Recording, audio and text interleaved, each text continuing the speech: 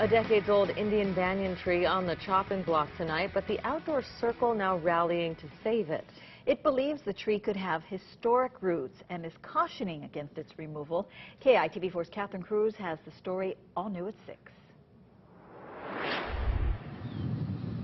Controversy is brewing under the shade of this banyan tree. It's in the way of progress, specifically a new tech center for Honolulu Community College. And rail will be a big part of the future here. There will be transit-oriented development going along Kapalama Stream, and the banyan tree will be an asset to that experience if they can leave it in place.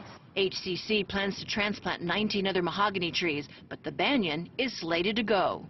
It has a historic relevance that makes it worthy of protection. The outdoor circle is rallying to save it because it believes it's a descendant of historic stock with ties to Hawaiian royalty. The first Indian banyan was planted at Ainahau in Waikiki and was where Princess Kaiulani played in its roots. A cutting from that tree was planted on King Street in Keeaumoku. It flourished into a 100-year-old banyan, but it too stood in the way of progress, the widening of King Street. It became what a Bishop Museum historian calls Honolulu's first environmental protest, as the tree stood in the way of turning King Street into a major boulevard. The Hawaiian Journal reports the outdoor circle lost the battle there, but not before being able to take 6 sections of the tree to transplant elsewhere. One of those took root at Honolulu Community College. These are all efforts to try to preserve and protect in place some of the historical jewels that make up the character of Honolulu, buildings as well as trees.